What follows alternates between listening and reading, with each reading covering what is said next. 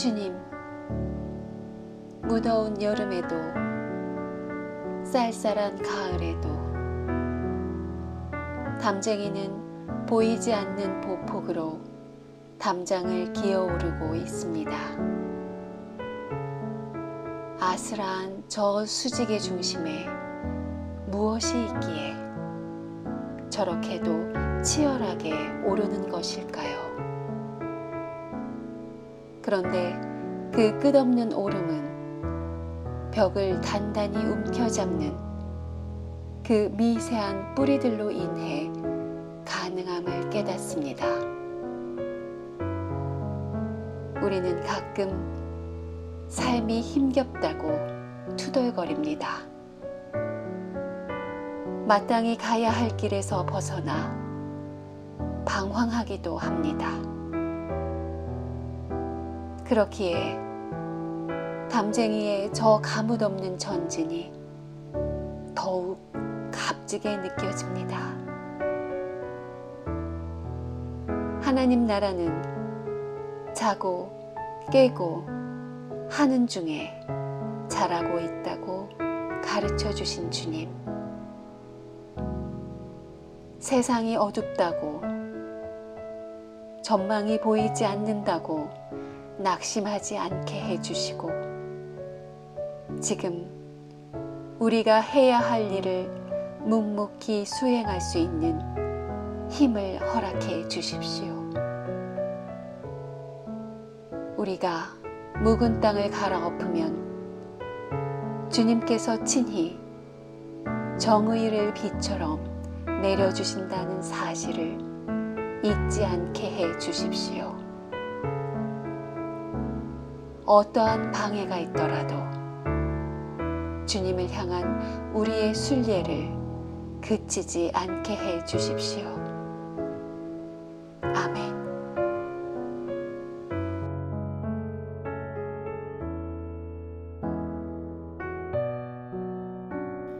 욥기에 기록된 지혜의 말씀입니다. 욥이 말을 받는다. 오늘 또 이 억울한 마음 털어놓지 않을 수 없고 그의 육중한 손에 눌려 신음소리조차 내지 못하겠구나. 그가 어디 계신지 알기만 하면 당장에 찾아가서 나의 정당함을 진술하겠네. 반증할 말도 궁하지는 않으련만 그가 무슨 말로 답변하실지를 꼭 알아야겠기에 그 하시는 말을 하나도 놓치지 않고 들어야겠네. 그가 온 힘을 기울여 나를 논박하실까? 아니, 나의 말을 듣기만 하시겠지. 그러면 나의 옳았음을 아시게 될 것이고 나는 나대로 승소할 수 있을 것일세. 그런데 앞으로 가보아도 계시지 않고 뒤를 돌아보아도 보이지 않는구나. 왼쪽으로 가서 찾아도 눈에 띄지 아니하고 오른쪽으로 눈을 돌려도 보이지 않는구나. 그런데도 그는 나의 걸음을 낱낱이 아시다니. 털고 또 털어도 나는 순금처럼 깨끗하리라. 주님의 말씀입니다. 하나님께 감사드립니다. 할렐루야! 하나님 아버지와 우리 주 예수 그리스도로부터 오는 은혜와 평강이 이 자리에 계신 모든 분들과 함께 하시기를 바랍니다.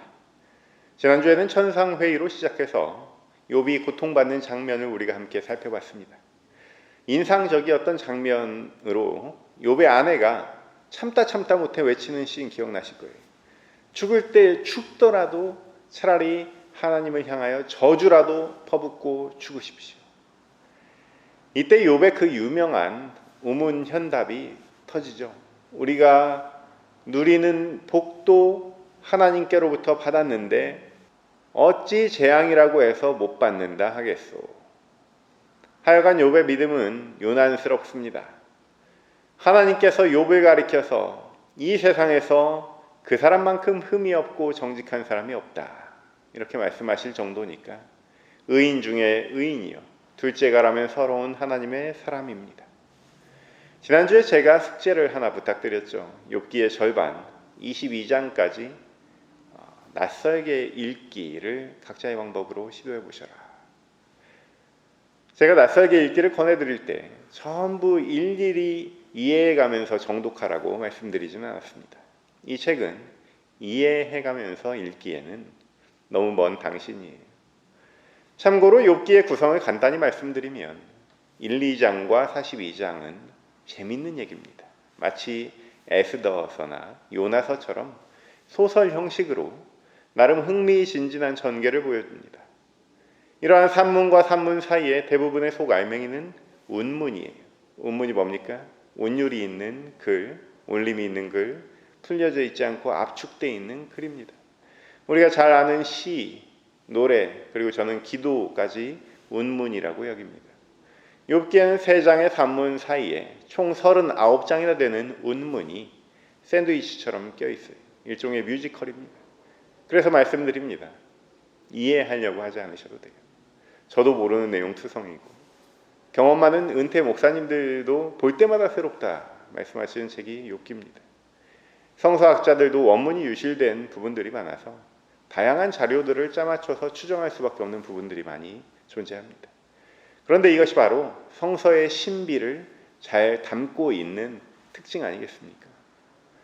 책을 좋아하시는 분들은 아실 거예요. 저는 다독가는 못되고 좋아하는 책을 여러 번 읽는 스타일인데 참 좋은 책을 만나면 이번에는 이런 느낌을 간직하고 있다가 또 10년 뒤에 그리고 또 10년 뒤에 읽으면 그때마다 정말 새로운 느낌이 있습니다. 그런 류의 책 중에서 가장 귀한 책이 성서예요.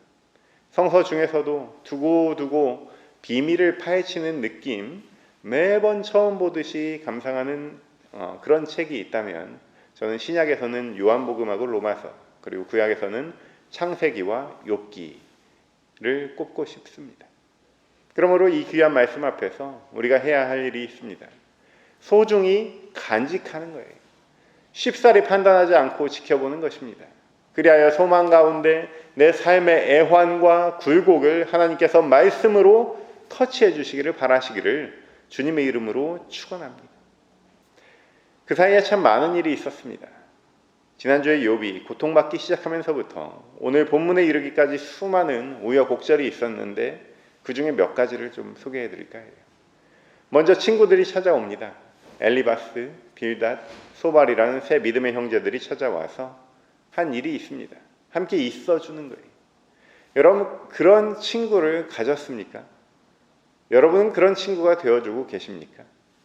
세상 사람들이 나를 다 버리고 마음이 외로울 때도 저 마음이야 하고 믿어지는 그 사람을 그대는 가졌는가? 그 사람을 가졌는가라는 그런 시가 떠오릅니다. 함께 있어주는 것만큼 큰 위로가 없죠. 비가 올 때 함께 비를 맞아주는 것이 친구라고 할 수 있듯이 이 친구들도 무려 7일간 욥의 고통에 함께 참여합니다. 함께 땅에 앉아 있어줍니다. 아무 말도 할 수 없고 말할 수 없는 탄식에 무건으로 동참하는 것이 곧 선이요 덕인 줄 아는 친구들, 참 멋진 친구들입니다. 그런데 욥이 갑자기 신세 한탄을 하기 시작합니다. 차라리 태어나지를 말았어야 된다고 자신을 저주합니다. 평강도 없고 안온도 없고 안식도 없고 고난만 임하였구나. 밑바닥에 감추었던 마음이 본색을 드러내는 거예요. 나에게만 멀게 느껴졌던 그 현실이 갑자기 다가오는 거예요. 여러분 우리가 고통 가운데 있을 때 처음에는 그 고통이라는 시간 그 자체를 부정하죠. 일단 멍합니다. 그러다가 한동안 씩씩합니다. 그 정도 고통으로 내가 쓰러질 사람이 아니지 하면서 힘찬 모습으로 이겨내는 것 같습니다. 그런데 어느 날 갑자기 오열이 터지는 순간이 다가와요. 욥의 본심은 아내에게 했던 말처럼 복도 받았다면 재앙은 왜 못 받겠느냐 하는 큰 믿음입니다. 의심의 여지가 없습니다. 그러나 누구든 언젠가는 그러한 고통과 마주해야 하는 순간이 오게 되어 있습니다. 그런데 욥의 한탄에는 대상이 없어요. 친구들을 탓하는 것도 아니고 하나님이시여 이렇게 외치는 소리도 들리지 않습니다. 그저 흐느낍니다. 스스로 터지는 대로 놔두는 거예요. 어느 누구에 대한 원망까지 다다를 그런 시점이 아닙니다. 여기에 세 친구들이 차례로 욥과 대화를 나눕니다. 이것이 욥기의 속알맹이를 차지하고 있는 그 긴 운문의 시작이에요. 참고로 오늘 우리에게 주신 하나님의 말씀 욥기 23장은 그러한 친구들과의 대화가 여러 번 돌고 나서 세 번째 라운드에 접어들었을 때의 욥의 고백입니다. 다시 초입으로 돌아가 봅니다. 욥의 한탄이 7일 만에 터졌습니다. 드디어 친구들이 입을 엽니다. 먼저 엘리바스입니다. 엘리바스의 말이 끝나면 욥이 대답하고 다시 빌닷이 바턴을 이어받으면 다시 욥이 대답하고 소발이 이어서 말하면 욥이 대답하는 이러한 패턴이 하나의 라운드로 구성되어 있어요. 이 라운드도 순서가 똑같습니다. 엘리바스가 아무래도 연장자이기 때문에 매 라운드마다 포문을 여는 것 같습니다. 엘리바스는 경험파입니다. 내가 해봐서 아는데 와 같은 지혜를 사용합니다. 욥이 고통받는 원인은 교만하기 때문이다. 이렇게 이해를 합니다. 네가 낮춤을 받거든 높아지리라고 말하라. 하나님은 겸손한 자를 구원하시느니라. 욥이 죄를 고백하고 겸손할 때 이 고통의 끝이 비로소 보인다는 거예요. 다음 순번은 빌닷입니다. 엘리바스가 해봐서 아는데 즉 경험파라면 빌닷은 내가 배워봐서 아는데 즉 지혜파입니다. 욥이 고통받는 원인이 욥의 독선에 있다고 주장합니다. 친구들이 경험과 지혜를 모아서 도와주려고 하는데 왜 듣질 않느냐? 어찌하여 우리를 짐승으로 여기며 부정하게 보느냐라는 거예요. 그러한 독선만 제거하고 하나님께 돌아서면 내 시작은 미약하였으나 내 나중은 심히 창대하리라 장담합니다. 마지막 주자 소발은 감정파입니다. 도대체 욥 자네가 뭘 잘했다고 큰 소리냐 이런 입장이에요. 욥의 대답이자 변론을 자신에 대한 모욕으로 받아들이는 거예요. 자신을 모욕했듯이 하나님을 모욕했기에 욥이 고통당하고 있다 이렇게 보고 있습니다. 내가 나를 부끄럽게 하는 책망을 들었으므로 나의 슬기로운 마음이 내게 대답하는 거다. 전형적인 감정주의자입니다. 우리가 욥기를 이해하기 힘든 이유 중에 하나는 이 친구들이 하는 말이 곧 우리도 지금 사용하는 말이기 때문입니다. 우리도 이 친구들처럼 당대의 지혜를 동원해서 친구들을 위로하는 사람들이에요. 함께 고통을 나누고 침묵으로 일주일을 함께 있어주는 그러한 친구들의 신앙적인 모범이 어쩌면 우리에게는 우리가 아직 도달하지 못한 아직도 가야 할 길이기 때문입니다. 엘리바스, 빌닷, 소발의 가치와 판단이 여러분 욥기가 아니라 만약에 잠언에 들어있었다면 일종의 블라인드 테스트처럼 이 친구들 이름 가리고 내용만 잠언 안에 들어있었다면 우리가 구분할 수 없는 것이 사실이에요. 이렇게 잠언에 있었다면 준수했을 그러한 지혜의 언어가 욥기에 들어오면서 그 성격이 달라지는 거예요. 본질은 그대로입니다. 지혜는 지혜예요. 그런데 욥이 그러한 지혜에 반박을 함으로써 뭔가 다른 맛을 냅니다. 잠깐 요리에 빗대서 설명을 드리면 우리가 보통 고기는 진리다 라고 하지 않습니까? 난 이런 말은 처음 들어봤는데 하는 분들을 위해서 혹시나 설명드리면 그냥 고기를 좋아하는 사람들이 웃자고 드리는 말씀입니다. 고기는 진리다. 저도 건강을 생각해서 일주일에 7번 이하로 많이 줄였습니다. 채식하는 분들께는 죄송하지만 여전히 고기를 생각만 해도 내 마음이 좋은 것은 어쩔 수가 없습니다. 그런 고기에 진심이신 분들 특징이 있어요. 일단 그 진정성을 인정받기 위해서 상추도 안 먹습니다. 심지어 쌈장도 마다합니다. 고기 본연의 맛을 느껴야 하기 때문입니다. 그런데 저는 좀 생각이 달라요. 저는 쌈밥도 좋아하고 김치찜도 좋아합니다. 칼칼한 맛이나 시원한 맛이 어우러져야 좋습니다. 잠언이 마치 세상의 모든 지혜를 한 책에 모은 명언집 같은 그런 콜렉션이라면 욥기는 문학이에요. 칼칼한 맛, 시원한 맛이 어우러져 있는 거예요. 친구들과 욥과의 그런 갈등이 그 안에 들어있기 때문입니다. 이 갈등도 라운드를 돌면서 점점 강도가 높아집니다. 엘리바스, 욥, 빌닷, 욥, 소발, 욥 이렇게 이어지는 1라운드까지 친구들은 잘하면 욥을 회개시켜서 하나님께 되돌이킬 수 있겠구나 이렇게 생각을 했어요. 죄가 있으니까 벌을 받는 것 아니냐 이렇게 설득을 합니다. 혹시 모르고 지은 죄가 있을지도 모르니까 한번 잘 생각해봐 이렇게 권면을 합니다. 회개하고 돌아오면 하나님께서 은혜를 베푸실 것이다 라고 이해를 시키려고 하는 거예요. 그렇게 돌아오는 행위에 대해서 하나님께서 보상을 하신다. 권선징악입니다. 이에 대해서 욥은 변명을 하죠. 2라운드로 접어들면서 이제 공격을 하기 시작합니다. 왜 솔직하지를 못하냐? 추궁을 하는 거예요. 왜 방어를 하냐? 꾸짖는 거예요. 왜 하나님의 뜻을 깨닫지를 못하냐? 안타까워하는 거예요. 욥도 참는데 한도가 있지. 이제 변명 차원이 아니고 이 최선의 방어가 공격이라고 하지 않습니까? 그냥 공격에 공격으로 맞서 싸우는 거예요. 서로 다른 지혜가 격돌합니다. 혼전양상입니다.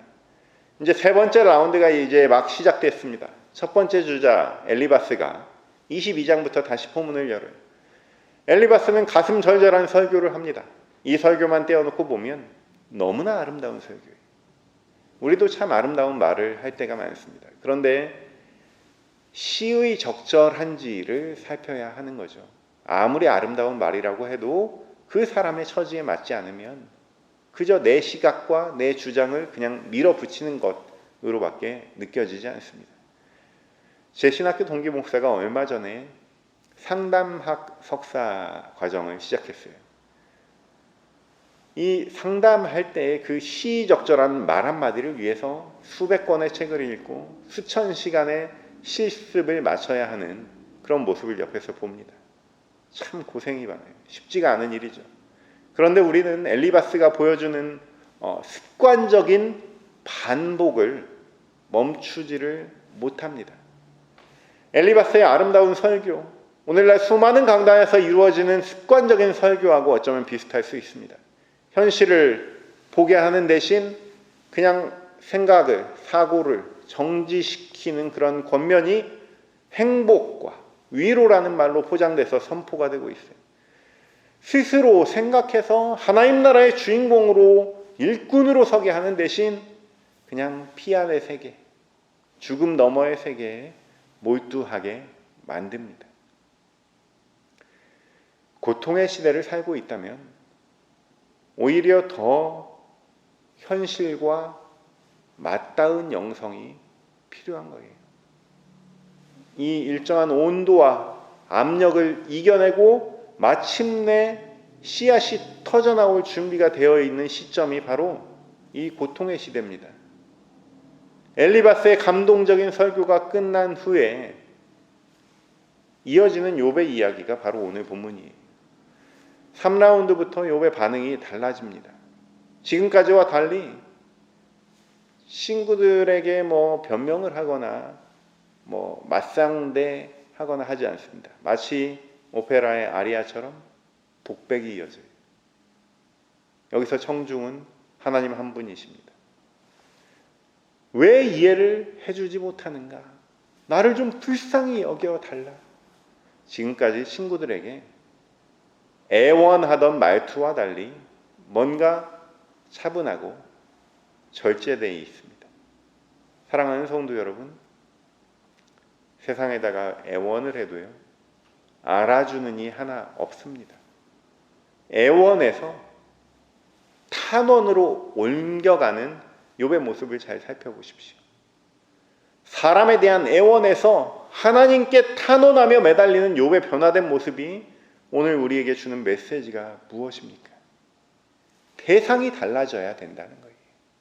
방향이 달라져야 된다는 거예요. 욥은 여전히 고통스럽죠. 더할 나위 없는 낙심의 나락으로 떨어져 있습니다. 그러나 그렇게 떨어져 보니, 바닥을 치고 보니 이제 하나님이 보이는 거예요. 사람을 상대하는 대신 하나님을 간절히 찾는 그런 욥이 23장부터 시작되는 거예요. 고통의 이유가 궁금해졌고 고통의 의미가 무엇인지 따지게 됩니다. 선과 악의 경계선에서 분명히 선의 자리에서 의인으로 서 있었는데도 결과적으로 지금 자신의 모습이 고통받고 있는 모습이기 때문에 자신은 그쪽을 알지도 못하고 해보지도 않았던 그러한 악의 자리에 강제로 서야 되는 거예요.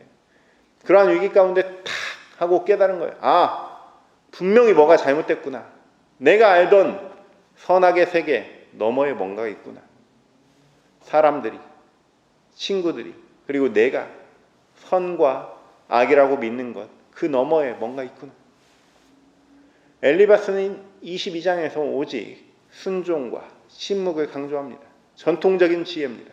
통상적으로 우리도 엘리바스가 말한 대로 순종하면서 살아야 되고 또 침묵하면서 살아야 됩니다. 얼마나 귀합니까? 그러나 상황이 다릅니다. 욥의 입장에서 봤을 때 이러한 엘리바스가 말하는 하나님의 위대함은 인간 주체의 소멸의 근거가 되는 거예요. 우리는 작아지고 하나님은 커지고 우리가 하나님을 키워드리지 않아도 돼요.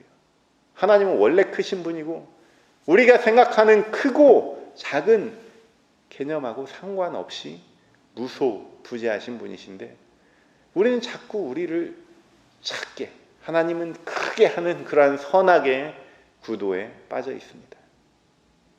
욥에게서 하나님의 위대함은 인간 주체 회복의 근거입니다. 하나님은 욥의 주체성을 최소화시키려고 그러한 고통을 허락하신 것이 아니라 욥 스스로 완벽한 균형을 이루고 있다고 생각했던 그러한 세계관 너머에 한 발만 좀 내디뎌 보기를 기대하고 계시는 거예요. 완벽한 인간으로 살기보다 조금 서투르고 조심스럽고 부족하지만 배워나가는 그러한 하나님의 신성을 닮은 존재로 살아가는 인생 2막을 기대하고 계시는 거예요. 그러나 자연에 속한 사람은 하나님의 영에 속한 일들을 받아들이지 아니합니다. 그러한 사람에게는 이러한 일들이 어리석은 일이며 그는 이러한 일들을 이해할 수 없습니다. 이런 일들은 영적으로만 분별되기 때문입니다. 사도 바울의 귀한 고백입니다. 엘리바스는 자연에 속한 사람이 자연에 속한 사람으로서 최고의 지혜를 가지고 있었을지 모릅니다. 그런 사람에게는 고난 가운데 울부짖고 스스로 새로운 순례길을 향해 발걸음 내딛는 게 어리석어 보일지 모릅니다.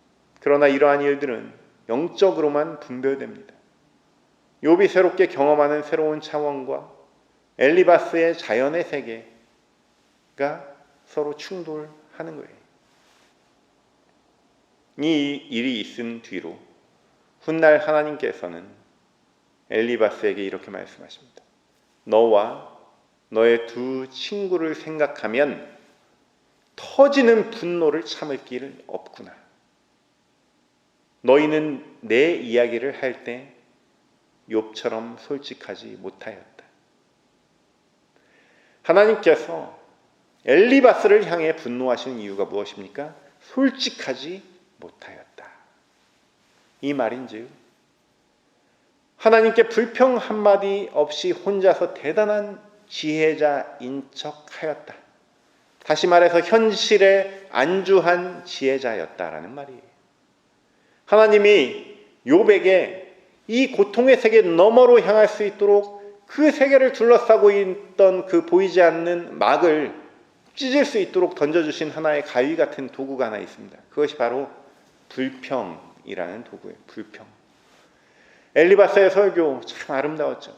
그렇지만 그것이 현실에 기초하지 않았기에 당사자인 욥에게는 참과 거짓 중에 고르라면 정말 아름다운 거짓이라고 말할 수밖에 없는 거예요. 자연의 지혜와 영의 지혜가 서로 만나서 충돌할 때 욥은 생각지도 못하게 눈을 뜨게 됐습니다. 그리고 그때부터 불평이 쏟아지는 거예요. 오늘 또 이 억울한 마음 털어놓지 않을 수 없고 그의 육중한 손에 눌려 신음소리조차 내지 못하겠구나. 여러분, 불평이라는 것이 깨달음의 시작입니다. 물론 하나님과의 관계에서만 사용해야 돼요. 주님의 몸된 교회와 이웃들을 향해서 불평하라는 말씀이 아닙니다. 하나님을 향해서 목 놓아서 솔직하게 털어놓으라는 말씀입니다. 그리고 이어서 욥은 희망을 찾습니다. 우리 가슴 속에 묶인 것들을 풀면, 이 불평을 쏟아내고 나면 다시 힘이 고입니다. 희망이 가득합니다. 욥은 지금 하나님 앞에 서서 하나님이 보내시는 그 바람에 몸을 맡기고 있습니다. 중력이 없는 우주 공간을 유영하듯이 하나님께서 그냥 터치하시는 대로 가볍게 움직입니다. 이 불평의 힘이에요. 하나님 앞에 쏟아내고 나면 우리는 자유를 향한 여행을 떠날 수 있습니다. 욥은 말합니다. 그가 어디 계신지 알기만 하면 당장에 찾아가서 나의 정당함을 진술하겠네. 그리고 7절에 그러면 나의 옳았음을 아시게 될 것이고 나는 나대로 승소할 수 있을 것이네. 승소한다는 말, 법정 용어인데 이 영어 성경에는 훨씬 쉽게 이해하기 쉽게 표현되어 있습니다. I now set you free.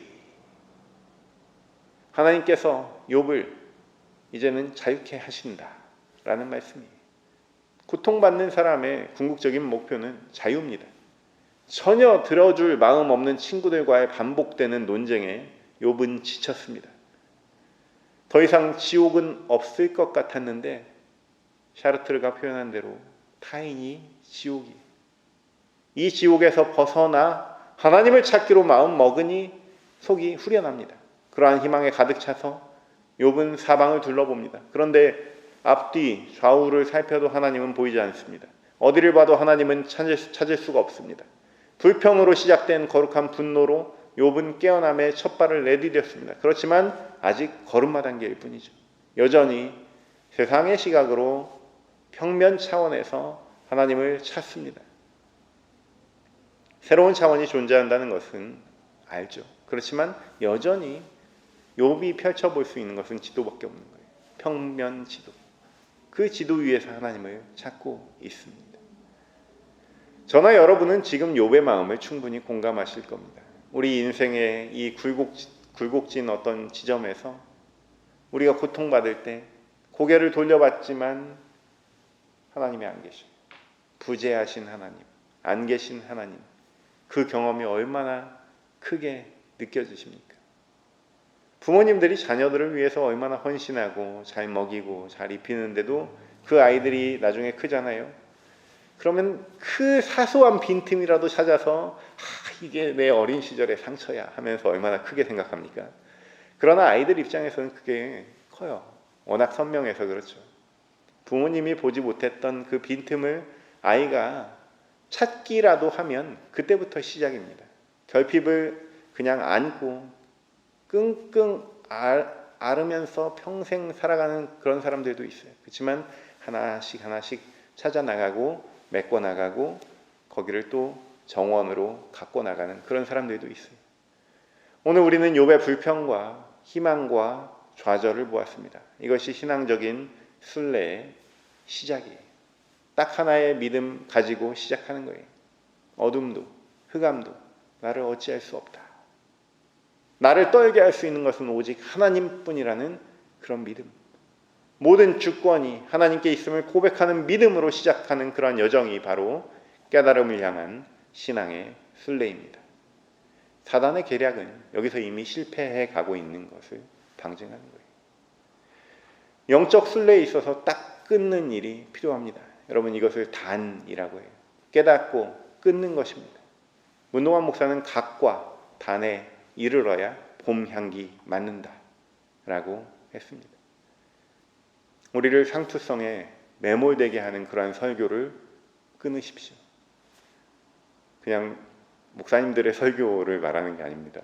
우리 내면에서 흘러나오는 그런 세상을 향한, 친구들을 향한, 이웃을 향한 그런 상투적인 지혜 설교하시네 라고 할 때 그러한 설교를 끊으라는 말입니다. 고통이라는 새로운 차원으로 향하는 그런 관문을 만나거든 여러분이 일단 중지하십시오. 그것이 단입니다. 사랑하는 성도 여러분, 이러한 욥의 순례길에 동참하심으로써 고통을 넘어서 새로운 차원에 도전하시는 저와 여러분 되시기를 주님의 이름으로 축원합니다. 그러한 도전 가운데 우리 주님께서 여러분 정금과 같이 단련하실 줄로 믿습니다. 모든 지각 위에 뛰어난 하나님의 평강이 그리스도 예수 안에서 너희 마음과 생각을 지키시리라. 아멘.